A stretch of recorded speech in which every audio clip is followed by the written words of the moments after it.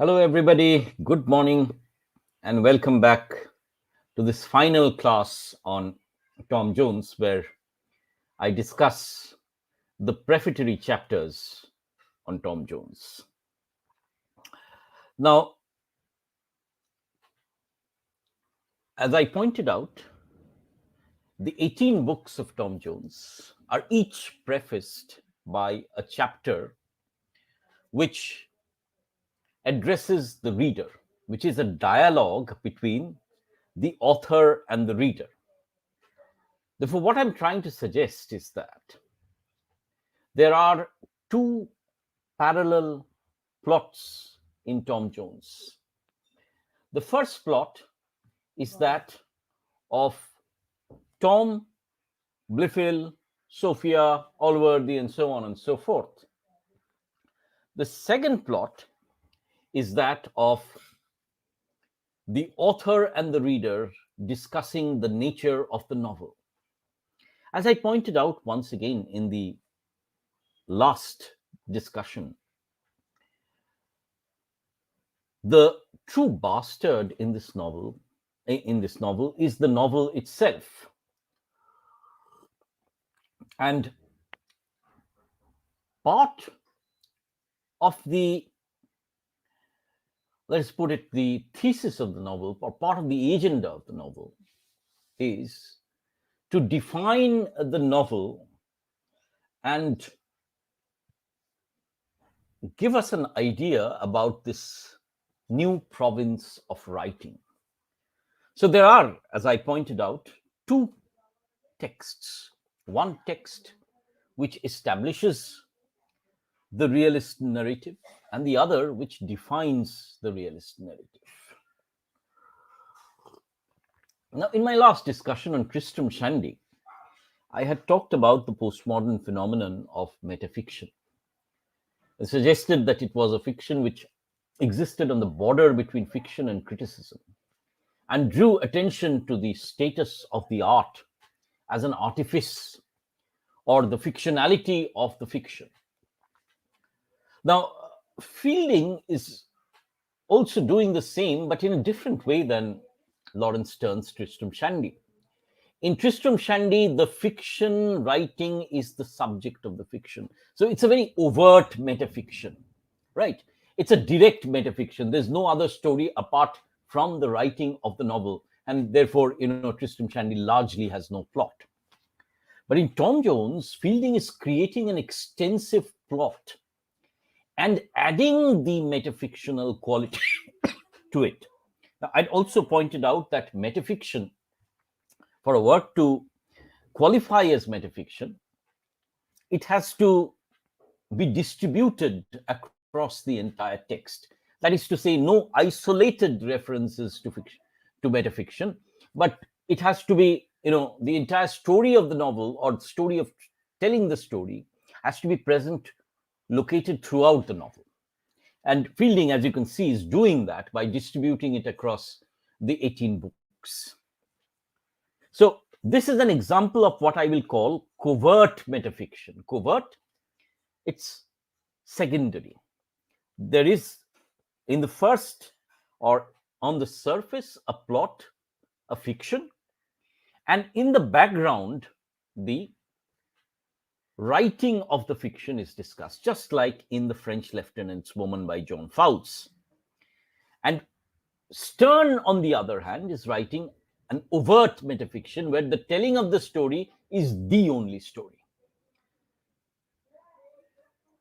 If you want to note another kind of overt metafiction, go and take a look at Italo Calvino's If on a Winter's Night a Traveler, or Vladimir Nabokov's Pale Fire, or any of the writings of Borges.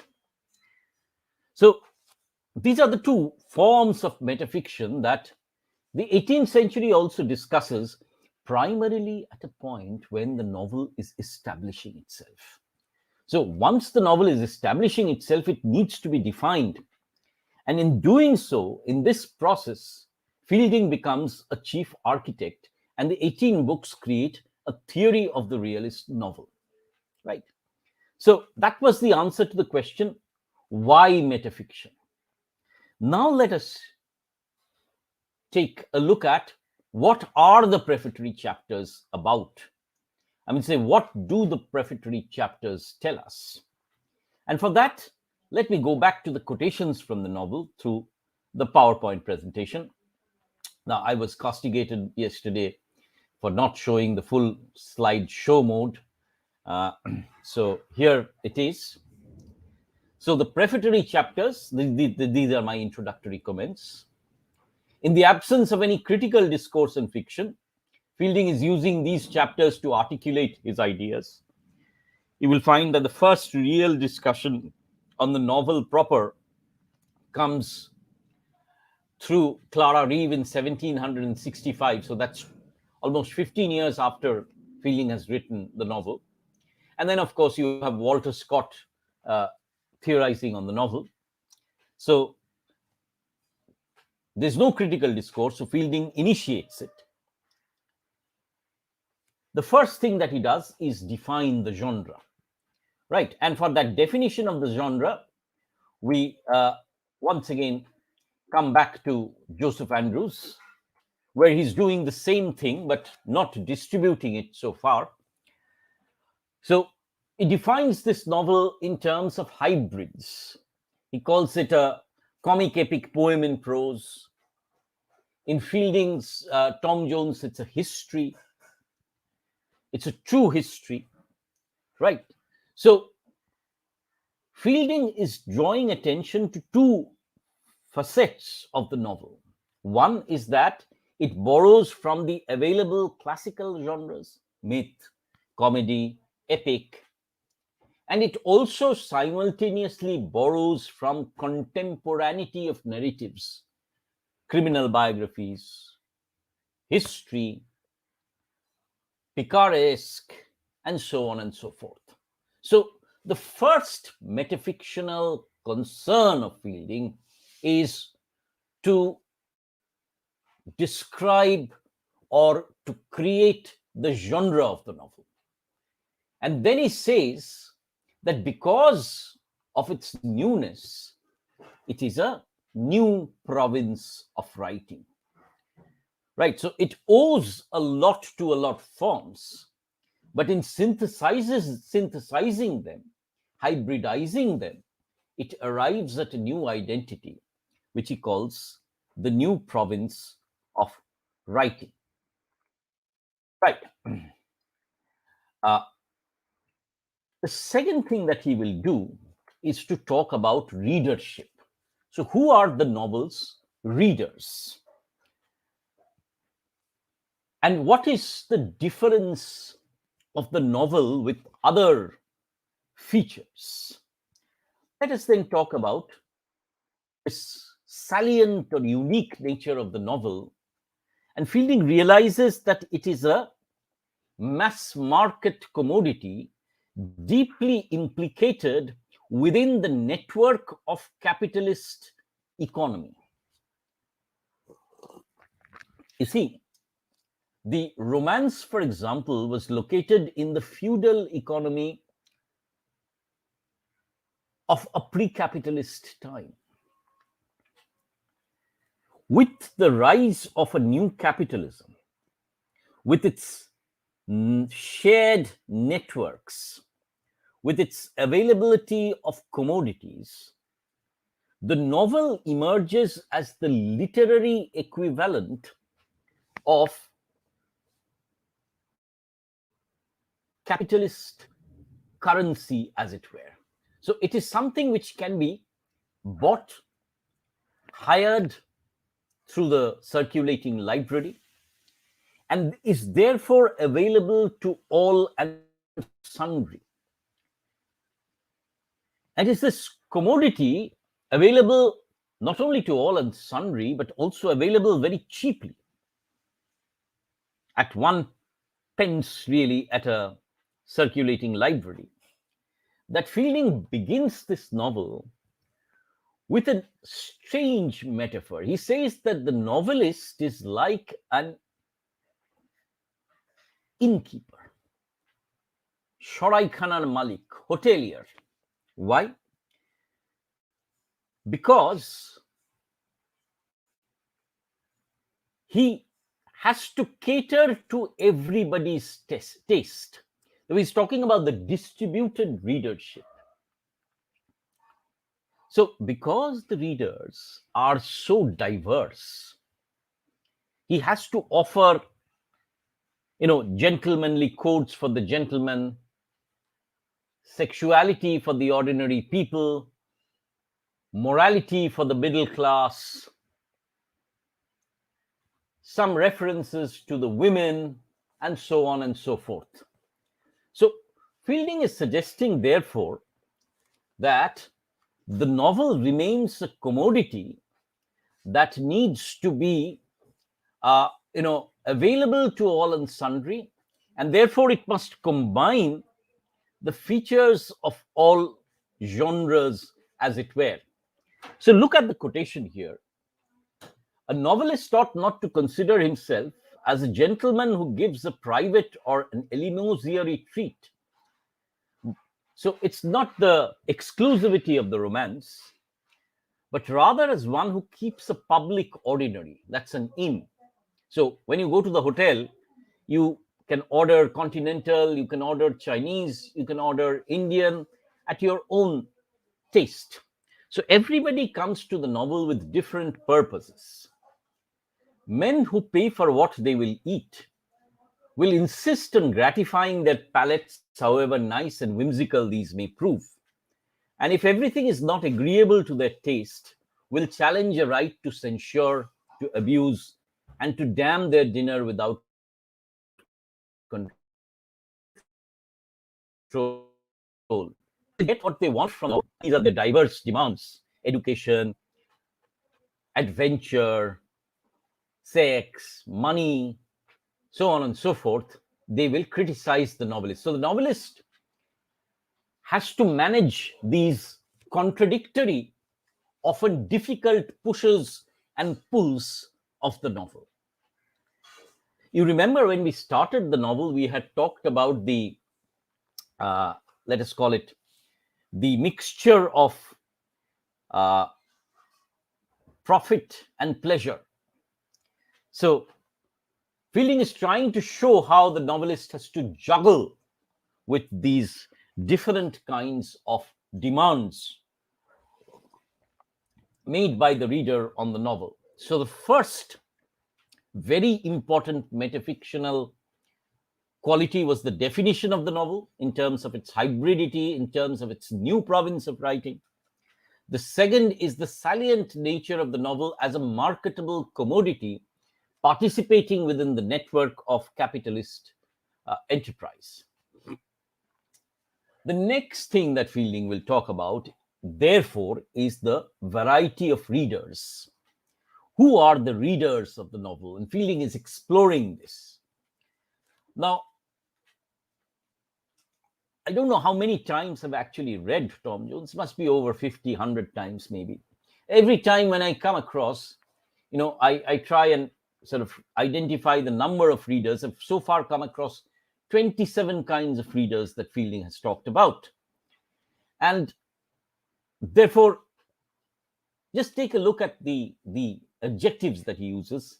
Sensible reader, sagacious reader, so that's obviously the well-educated reader, the classical reader, to whom he's supplying myths and genres, good-natured reader, male reader, worthy reader, readers of the lowest class, upper graduates of criticism, readers of the female class, and finally, exasperated, he says, reader, it is impossible that we should know what sort of a person thou wilt be.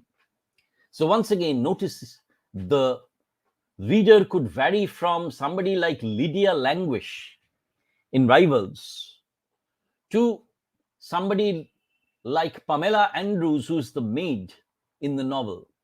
It could be somebody like Allworthy to somebody like Partridge, or even of the lowest classes. So the third metafictional thing that Fielding has done is he has talked about the democratic, diverse readership of the novel. The other thing that he does, and this is very significant also, is he talks about the relationship between the author and the reader. At the very onset, he suggests that the author, is a tyrant, that the author is controlling the narrative. So you see, those of you who write short stories or novels, there are n number of incidents. It is the author who chooses the incident he wants to represent, and it is the author who brings the closure to the fiction that he wants to. Tom could have been hanged. Tom could have proved to be a bastard. Tom could never have come back to Paradise Hall. All these could have happened. So who is the one who's controlling the thread strings? The author, like a tyrant. And in doing so, what is Fielding suggesting? Fielding is suggesting that this is not life. This is different from life. This is an organization of plot which is artificial and which is determined by the author. So he says, I shall not look on myself as accountable to any court of critical jurisdiction. Then he goes on to make that very important phrase. Please drum that into your minds. I am in reality the founder of a new province of writing. So a new province of writing. So I am at liberty to make what laws I please therein. So he says, I will determine what laws are being made. So it is as it were he's saying, I am going to determine the formal realist patterns. And these laws, my readers whom I consider as my subjects are bound to believe in and obey, with which they may readily and cheerfully comply. So it's very interesting to see how Fielding is aware that a new genre is being made, that new laws for that genre need to be defined, and that he is the tyrant who is creating an artificial facade for the novel, who is organizing the plot based on which the novel will operate. So he's suggesting, therefore, that the novel is an artificial form, that the author will control the novel, and therefore that this is a new genre of writing that needs definition. Now comes the most important part of this discussion. What are the codes of this new realist narrative? The first code that Fielding has already defined, and we saw earlier, is that there will be a mixed character, unheroic hero. And look at the last section here. We must admonish thee, my worthy friend, not to condemn a character as a bad one because it is not a perfectly good one. So Fielding is suggesting that the first metafictional device is to incorporate the unheroic hero, not only in terms of birth, but also in terms of morality. He will not be perfect. So the imperfect hero is one of the most important aspects of the novel, differing from erstwhile genres. The next feature that he suggests is that he will have the flexibility to do flashbacks and flash forwards. So there is this episode of childhood in Fielding's Tom Jones, and then suddenly, 12 years elapse. So that does not follow the unity of time and place in terms of the classical unities, but Fielding says that whenever any extraordinary scene presents itself, If whole years should pass without producing anything worthy his notice, we shall not be afraid of a chasm in our history. So he says, I have the liberty to experiment with time and place. I can flash forward the novel, I can flash the novel backward. And you see, this is the liberty once again that in my next segment I will talk about Sterne taking it simultaneously. Then comes another very important premise of the 18th century realist novel is the concept of possibility and probability. Now you see, possibility is a wider, you know,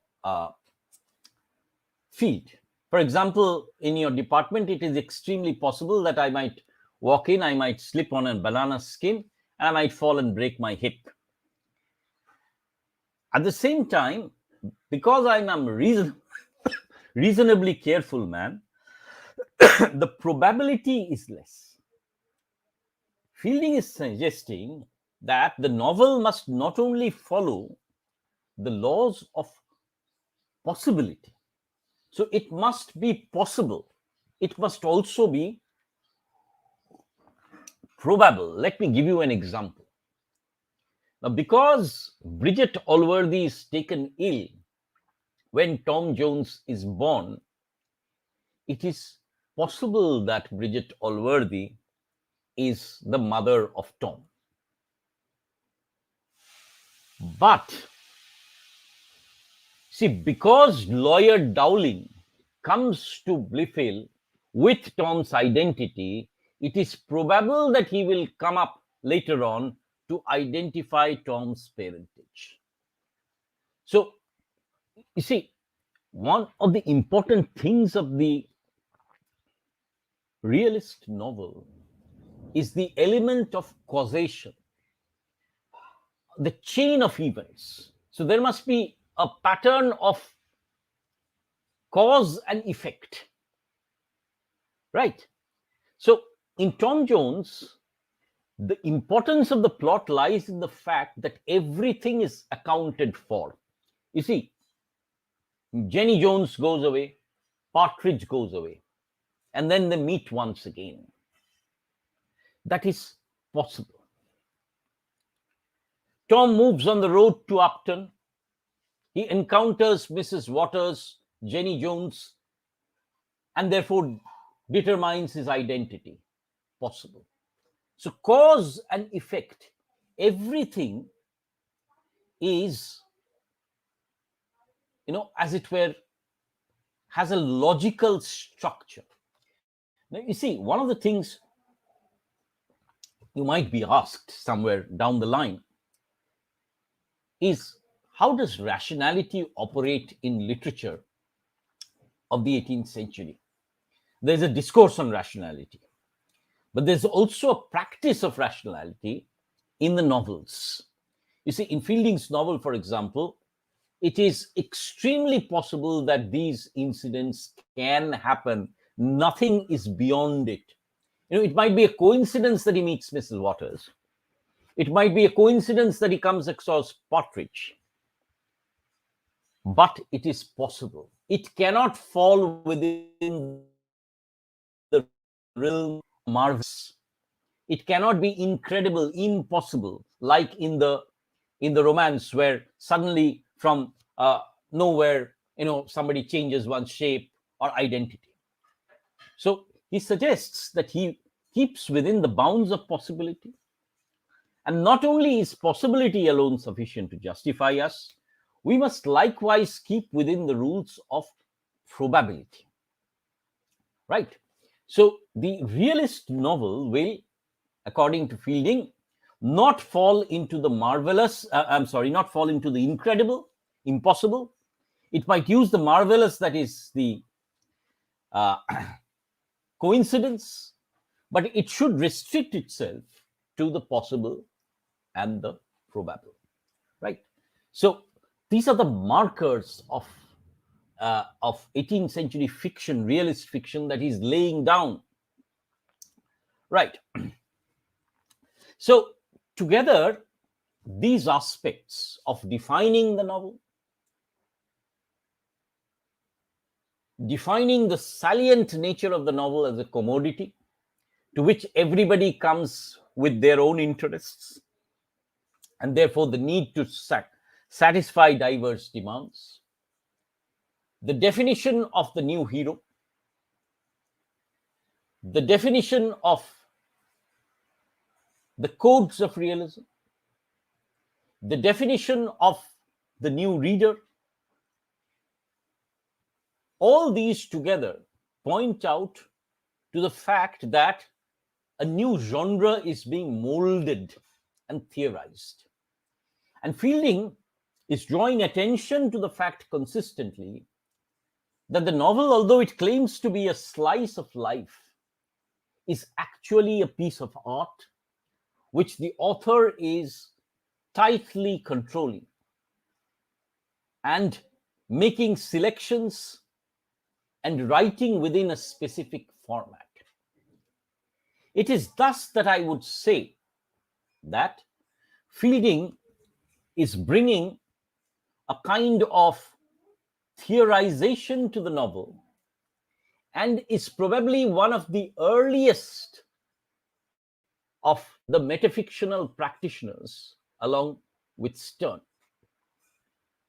So that is the role of the prefatory chapter in creating a rudimentary theory about the 18th century novel and about allowing the first example of metafiction to alert the reader that whatever is taking place is art and not reality.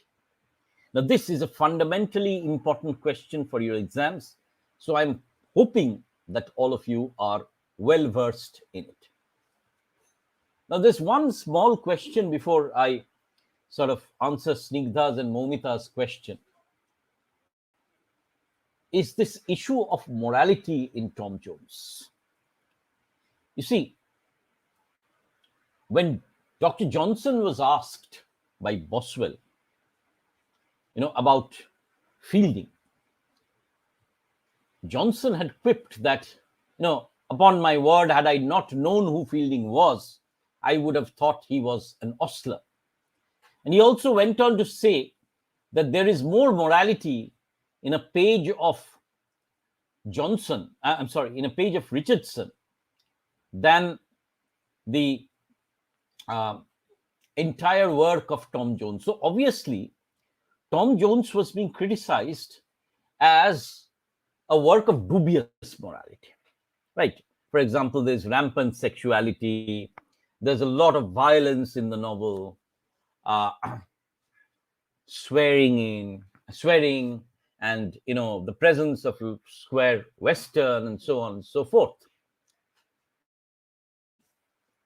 Fielding is being frank in acknowledging that sexuality is an important part of existence, that youth, it was the time of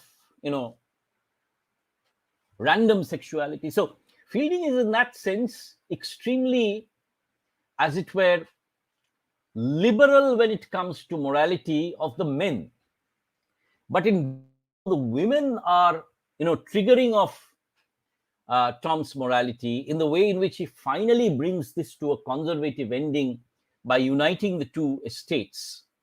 Ultimately, you see, Fielding's social morality is conservative, even though the sexual morality in Tom Jones is is reasonably frank, right? So you have to keep that at the back of your mind when you answer questions on morality. Now, Snigdha has asked me, and to come back to the two questions that have been posed, Snigdha has asked me, what extent is Pather Panchali an example of the Bildungsroman, right, Tom Jones? Yeah, you are quite right on track there, Snigdha. Pather Panchali happens to be a very important modernist Bildungsroman, in the sense that, you see, Opu's journey, not only Pather Panchali, but also, Aparajito, the two films taken together with Opur Shongshar maybe, is the young man's journey from the pre-modern village to the modern city. You see, that scene where Oppu and Durga are actually sort of running through the tracks and seeing the steam engine, whistling by, is also a moment of realization that modernity has arrived, and that modernity lies in the city rather than in the village. Therefore, Oppu's leaving for the city, and you remember the moment when Sharbajaya's death happens and news comes. It is a moment of great grief for Oppu as well as a moment of great liberation. So, in a certain sense, you are absolutely correct that it is a modern Bildungsroman, modern Indian Bildungsroman that Satyajit Ray is creating through the Pathir Pachali films. Now, Momita asks, just as Shakespeare wrote plays during the Renaissance, the motive of having a variety of cultural activities, daily life, presented in the stage or in the novel. Sure, what exactly is your question? You are probably sort of commenting on something that I just said. Wrote plays during the Renaissance, the motive of having a variety of cultural activities and that of daily life represented on stage or in the novel. Maybe you could hold your question, because I am not getting the exact sense of what you want to say. So maybe finally, when we revise these issues in one class before the examinations, you can clarify what you were actually trying to ask. Right. Anyways, I think that should be all about Tom Jones. So what are the 3 or 4 major questions that you might be asked? How is the plot a perfect plot? Or what is the importance of plotting in Tom Jones, which I've discussed? How does Fielding create the unheroic hero, and what is the relevance, which I've discussed? How is Paradise Hall the center of the novel? What about Fielding's representation of women? Is it radical?